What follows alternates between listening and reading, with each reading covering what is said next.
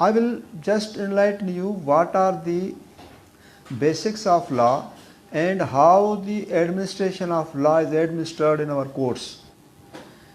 Administration of law is mainly based on administration of justice, and the judicial process of our country mainly relates to all those statutes which are thrust and crux of our daily routine litigations before the courts, either civil courts, criminal courts or high court. Different courts are conferred with different jurisdiction. Likewise, civil courts conferred with civil litigation, and entire CRPC with reference to PPC that is conferred upon the criminal courts, and also allied statutes with reference to control of narcotic substantial laws and ATC laws, etc. Law in origin is either substantial law or the procedural law. Substantive law defines the law. Procedural law provides the procedure to enforce the substantial law. Sections in CPC is a substantial law. Rules and orders contained in the first schedule of CPC is a procedural law. How that procedural law is enforced? If you will seek reference of section 9 of CPC, which provides filing of a civil suit, and that civil suit which is of a civil nature. In the suit of civil nature, the property and valuable rights of the parties with regard to property and their offices are involved. Under those suits, the mainly procedure is borrowed from the first schedule of CPC, and first schedule of CPC is containing with reference to orders and rules. If you will go into the head note of the first schedule, you will find that mainly the orders are focused to reinforce how many rules are contained in each order. I have also mentioned on this board that substantive law mainly defines the law, and procedural law provide the procedure, and adjective law, that is aggregate of rules of procedure, and those rules of procedures are described with this tabulation number 1, number 2, number 3, number 4, and that I will come in my next part of the lecture. At present, I tell you that mainly the substantial law is enacted by the Parliament. Legislation enacts the substantial law. CPC or PPC, that is enacted by the substantial law, and Parliament has a main role to play within it. Suppose if there is any amendment or any rescission, alteration that is required to be made in the first schedule of CPC, for that High Court of each province is competent to make, alter, annul or amend the rules which are contained in the first schedule. Now, point is that where this proposition is laid down, that every High Court is fully powered and equipped with powers to make such amendment. For ready reference, I will seek your attention on section 122 CPC. Section 122 CPC provides that High Court of each province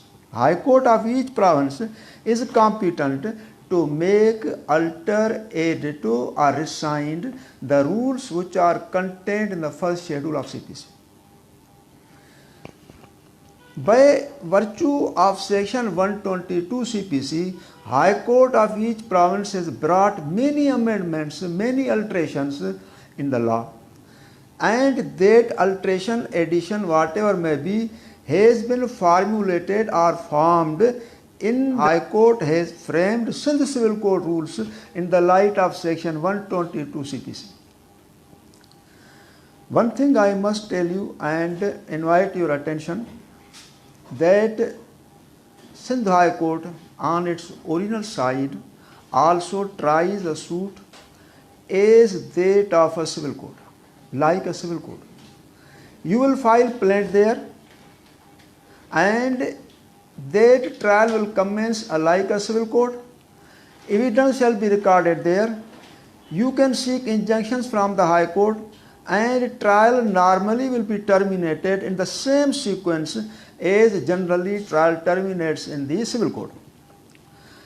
Judgment is passed in the same sequence, and that judgment is also followed by decree, and execution process of decree is also in the same line and action as that of a civil court, as civil court executes its decree. Now, it is also history background of this High Court with regard to trial of the cases on its original side, that only Sindh High Court is empowered to proceed trials on the original side, and no other High Court of the province has been given such power. Legislature has only authorized Sindh High Court to proceed with the cases on original side. In subcontinent, Asia subcontinent, there are only two courts which are empowered to conduct the cases on original side: Sindh High Court Karachi and Bombay High Court India. Because both high courts are touched by a sea and admiralty jurisdiction with reference to all the matters criminal and civil with pertaining to the sea disputes are conferred upon these two courts, Bombay High Court and Sindh High Court, as admiralty jurisdiction is very important jurisdiction, and that is conferred upon the High Court, and by virtue of that Sindh High Court is also conferred with original civil trials jurisdiction. It is also a matter of marked controversy that can High Court of Sindh, proceeding the cases on its original jurisdiction, be deemed to be a civil court with reference to civil code ordinance, or its scope is quite distinguishable than that of a civil code. You see that the powers of civil code as are conferred upon the civil courts are provided under Civil Code Ordinance 1962. I had given elaborated lectures on Civil Code Ordinance and powers of the code, but thing is that those powers are exclusively exercised by the civil court and district court, and there is no mention about the High Court. However, one important thing is provided under section 14 of Civil Code Ordinance 1962, whereby all civil courts and district courts are made subordinate to the High Court. This is the same power which is conferred and provided under Article 203 of the Constitution of Pakistan, whereby all the subordinate civil courts, including district courts, are the subordinate of the High Court with regard to business of their courts and litigation function. As I told you, that High Court does each and everything with reference to its enactment or regulating its procedure and amending the Civil Procedure Code on its procedural side on the strength or basis of section 122 CPC. It means that this power is delegated to the High Court by a statute. If it is done by the High Court by its statute, then in the gravity, looking to the gravity of the situation and in the contemplation of these provisions, High Court of Sindh has framed Sindh Civil Court rules for the subordinate civil courts and chief court rules on the original High Court side. Before coming on this point, that what Sindh Civil Court rules provide for the subordinate civil courts and what chief court rules provide for the High Court on its original side, I must clear to you, as I told you, that can we say that Sindh High Court is conferred with the jurisdiction of civil matters and civil disputes alike a civil court? Number one. Number two, whether may we say that decision of the Sindh High Court that will be impugned or challenged under section 96 CPC. Again, it is a marked controversy. Then if it is a civil court, then civil court ordinance is not applicable upon this court. There are a number of the cases. There is no any particular law on this point, but there are case laws. In one reported case, it was emphatically held by the High Court that the jurisdiction of the High Court is not alike of the civil court, but it is a special jurisdiction, and its nomenclature was made as a special civil jurisdiction. That historical judgment was delivered by Mr. Wahiduddin Ahmad Judge, former Chief Judge of West Pakistan High Court, and he was father of very distinguished and prominent Chief Judge of the Sindh High Court, Wahiduddin Ahmad.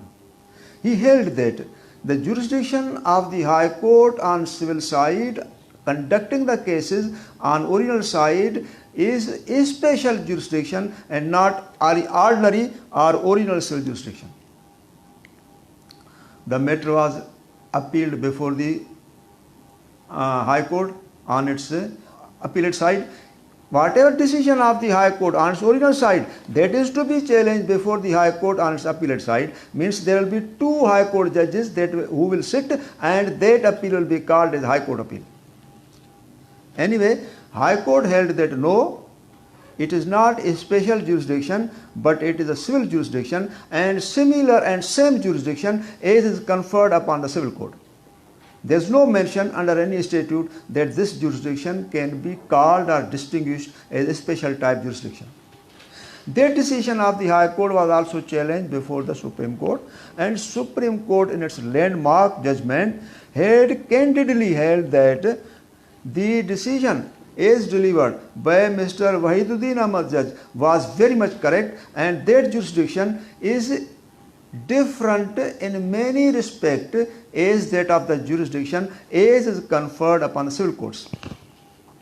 For ready reference, one instance was cited as per section 120 of CPC. If you will go through 120 CPC, section 120 CPC, you will find that it is provided that the jurisdictional phenomena is contained under section 16, 17, 18 or 19 shall not apply upon the High Court on its original site. It means what is under section 16, 17 or 18 or 19? It is a territorial jurisdiction of the High Court. It is emphatically provided in these provisions that where the subject matter is lying, the jurisdiction pertains to that court. Misclassification of the jurisdiction with reference to situation of the subject matter and occurring of the cause of action. That is provided in these statutes. Under section 120, it was emphatically cleared in that provision that this provision, section 16, 17 or 18 will not come in the way of the High Court conducting the cases on its original site. It means the High Court was conferred jurisdiction to proceed and entertain the cases throughout Sindh. It means in Sindh High Court on original side, you can file the suit of the jurisdiction of Sakhar, of Shikarpur, Jacobabad, etc. and by virtue of section 120 CPC, it is emphatically clear and held that the territorial domain of the civil court shall not affect to the High Court conducting the cases on its original site. What does it inspire? Series of the cases were filed on this point. One suit from Thanu Bola Khan was filed. Another case from Thatta district was filed in the High Court. On this point, that 120 has clearly postulated that High Court has entire jurisdiction throughout province, and the provisions of CPC with regard to cause of action and subject matter situation is provided under section 16 to 18 shall not apply on the High Court with reference to its original jurisdiction. This is also a very important point of law. High Court in its jurisdiction, number of the cases held that no doubt this provision is there. But Karachi is not a small town. Karachi is a big city containing number of the towns. Therefore, this jurisdiction is not ordinary jurisdiction as conferred upon civil code, and it is a special type of the jurisdiction which will entirely hinge around Karachi city, and it will not travel beyond the Karachi. Consequently, under those citations and case laws, it was held that entire phenomena of the jurisdiction of the oriental side of the High Court will be around the jurisdictional domain of Karachi with reference to all its district and not beyond that. This is the main point which I have just clear before you. Now, I told you one thing that is very important, that High Court under section 120 CPC enacted the rules for civil courts in the shape of civil code rules and enacted the rules for High Court as chief court rules. There is one rule, Rule 7 of civil code rules. This rule inter alia provides that if there is any inconsistency or dissimilarity between the rules as are framed under civil code rules and CPC, since the civil code rules shall prevail and since the civil code rules shall have overriding effect. It means we have to follow civil code rules strictly and even an advancement as against the rules contained in CPC. Naturally, you will say that what is any reference to show and prove that how the provisions of civil code rules supersede the rules of CPC, Civil Procedure Code.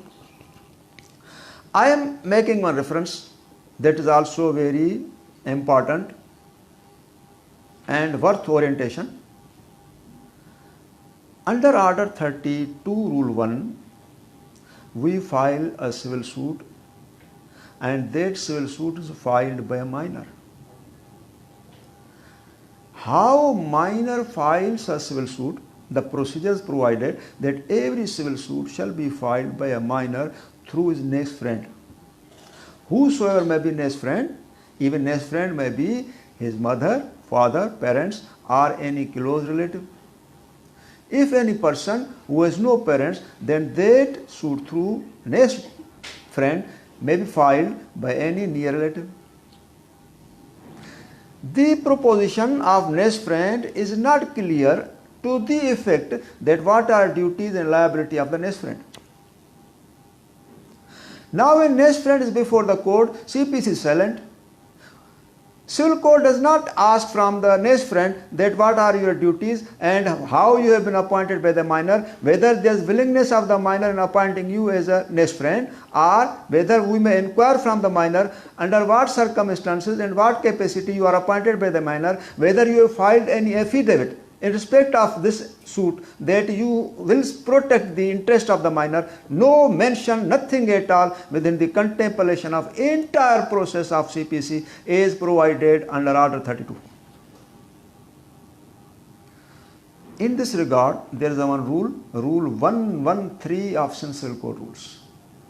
Rule 113 of Civil Code Rules go in furtherance and advancement, which provides that what are the duties and liabilities of the next friend.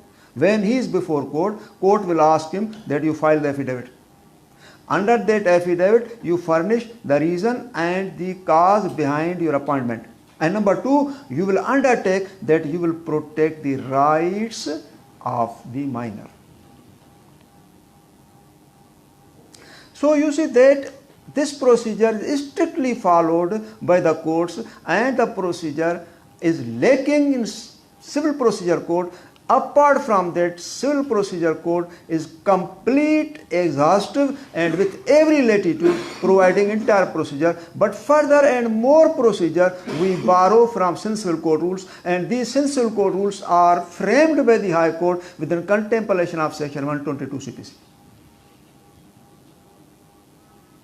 Now, what is the origin of CPC? Either as complete procedural law or substantial law, and other statutes also, criminal, PPC and family laws, we will discuss in our next part of the lecture.